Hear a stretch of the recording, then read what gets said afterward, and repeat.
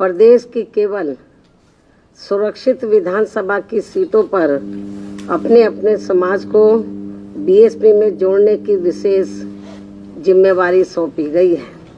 इनके साथ साथ प्रदेश की सामान्य विधानसभा की सीटों पर भी अलग से इन वर्गों के अन्य लोगों को भी लगाया हुआ है, जिनकी मैं पिछले महीने समीक्षा कर चुकी हूँ। लेकिन आज ऐसी विधानसभा की सीटों पर लगे जिन पदाधिकारियों को बुलाया गया है, ये सभी पदाधिकारी पिछले कई महीनों से अपने अपने क्षेत्र में इस कार्य में पूरे जी जान से लगे हैं और आज मेरे खुद के द्वारा इनके कार्यों की गहन समीक्षा करने के लिए ही इन्हें प्रदेश कार्यालय लखनऊ में बुलाया गया है। वैसे आप लोगों को ओबीसी वर्गों के बारे में ये मालूम होना चाहिए कि आज यूपी सहित पूरे देश में अति पिछड़े वर्गों के लोगों को विशेषकर शिक्षा एवं सरकारी नौकरियों आदि में जो इन्हें आरक्षण संबंधी सुविधाएं मिली हैं, तो ये सब वास्तव में पूरी की पूरी देन देश के करोड़ों दलितों, आदिवासियों एवं अन्य पिछड़े वर्गों के मसीहा व भारतीय संविधान के मूल निर्माता परम पूज्य बाबा साहब डॉक्टर भीमराव अंबेडकर की ही है, जिनकी कृपा से ही संविधान में अनुच्छेद 340 के तहत इनको ये सुविधा देने के लिए तब फिर कमीशन बना।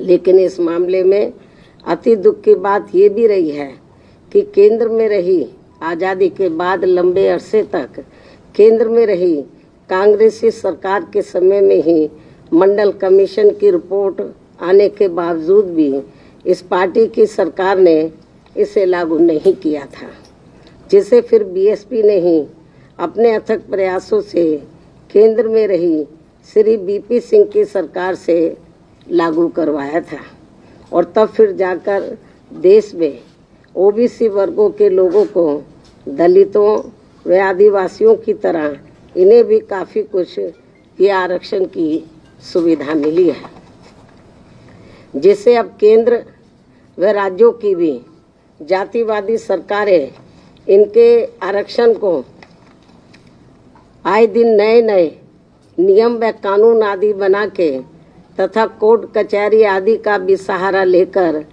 प्रभावहीन बनाने में लगी है। यही हाल हमें यहाँ इन वर्गों का यूपी में भी देखने के लिए मिल रहा है। इसके साथ साथ पूरे देश में दलितों, आदिवासियों व अन्य पिछड़े वर्गों के लोगों के साथ हर स्तर पर हो रही जुल्म जाति भी अभी तक पूरे तौर से बंद नहीं हुई है। इसके अलावा ओबीसी समाज की केंद्र की सरकार से जो इनकी अलग से जातिगत जनगणना कराने की मांग चल रही है, जिससे बीएसपी पूरे तौर से सहमत है, उसे भी अब केंद्र सरकार द्वारा जातिवादी मानसिकता के तहत चलकर नज़रअंदाज किया जा रहा है। इसी प्रकार यूपी में वर्तमान में चल रही भाजपा सरकार में हमें धार्मिक अल्पसंख्यक समाज में से खासकर मुस्लिम समाज के लोग भी हर मामले में व हर स्तर पर काफ़ी ज़्यादा दुखी नज़र आते हैं। इस सरकार में अब इनकी तरक्की होनी भी लगभग बंद सी हो गई है। ज़्यादातर फर्जी मुकदमों में फंसा के इनका काफ़ी उत्पीड़न भी किया जा रहा है। साथ ही नए नए नियमों व कानूनों के तहत इनमें दहशत भी काफ़ी पैदा की जा रही है, जो ये सब मेरी सरकार में कतई भी नहीं हुआ है। ये बात भी सर्वविदित है। लेकिन इससे बीजेपी का इनके प्रति सोतेला रवैया भी साफ नज़र आता है, जबकि बीएसपी की रही सरकार में इनकी तरक्की के साथ साथ इनके जान माल आदि की भी पूरी हिफाजत की गई है। इनके साथ साथ जाट समाज के लोगों की भी तरक्की का पूरा ध्यान रखा गया है।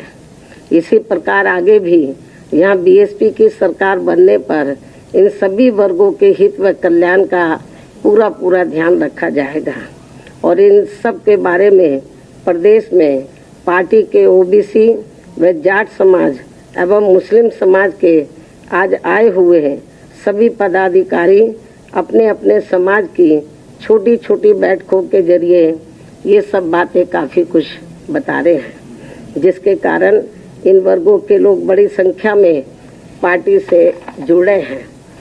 अंत में अब मैं यही कहना चाहती हूँ, इस बार चुनाव में बीएसपी की सरकार बनने पर हर मामले में व हर स्तर पर प्रदेश के अति पिछड़े वर्गों के साथ साथ मुस्लिम एवं जाट समाज के लोगों के भी हित व कल्याण का बीएसपी की यहाँ पूर्व में रही सरकार की तरह ही फिर से पूरा पूरा ध्यान रखा जाएगा। इस विश्वास के साथ ही अब मैं अपनी बात यही समाप्त करती हूँ। धन्यवाद। आज ब्राह्मण समाज का मैंने पिछली बैठक में संदेश दे दिया था।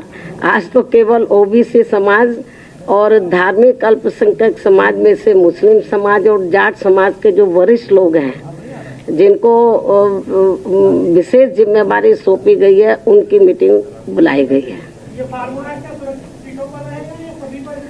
आपको मैंने बताया कि मैंने पिछले महीने ही ओबीसी समाज के और धार्मिक अल्पसंख्यक समाज में से मुस्लिम समाज के और जाट समाज के जो वरिष्ठ लोग हैं तो उनको मैंने कुछ लोगों को जनरल सीटों पे लगाया हुआ, जनरल विधानसभा की, तो उनकी मैंने समीक्षा पिछले महीने की थी। तो आज केवल रिजर्व सीट के लोगों को बुलाया हुआ है। तो ये कोई ज़रूरी नहीं है कि हर बैठक में मैं मीडिया बंधुओं को बुलाऊं, लेकिन बीच बीच में आप लोग थोड़ा नाराज़गी महसूस करते हैं कि बहन जी ट्वीट कर देती है, प्रेस नोट जारी कर देती है, हमें नहीं बुलाती हैं। तो इसलिए आप लोगों को बीच बीच में ये आज फिर बुलाया गया है।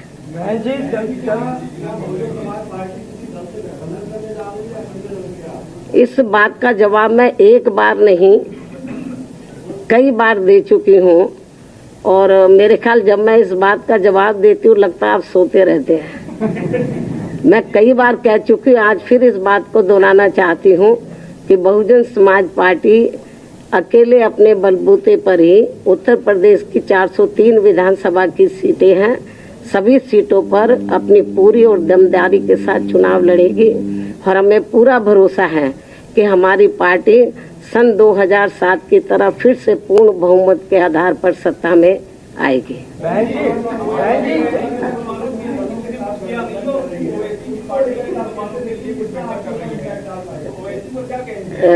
ये तो वक्त बताएगा। बहन जी, चंद्रशेखर रावल इस समय लखनऊ में है और वो कई दलों से बातचीत कर रहे हैं। क्या आप, उन्होंने ये भी कहा है कि हम मायावती जी से भी बात करेंगे, तो क्या आप उनसे बात करेंगे अगर इस तरीके की कोई बात होती है आपसे? जब मैंने आपको बता दिया कि बीएसपी अकेले अपने बलबूते पर चुनाव लड़ेगी तो इस किस्म का कोई सवाल ही पैदा नहीं होता जो आप पूछ रहे हैं।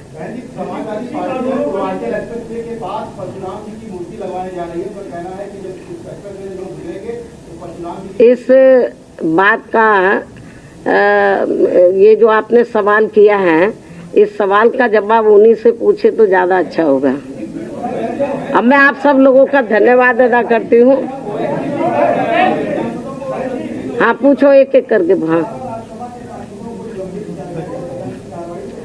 देखो, राज्यसभा के जो 12 सांसदों को जो निलंबित किया गया है तो ये पिछले सत्र में किया गया था, ये अब शीतकालीन सत्र चल रहा है। तो मैं तो ये समझती हूँ कि सरकार को इतना कड़ा रुख नहीं अपनाना चाहिए, बल्कि उनके साथ बातचीत करके इस मामले को खत्म करना चाहिए ताकि राज्यसभा सुचारू रूप से चल सके।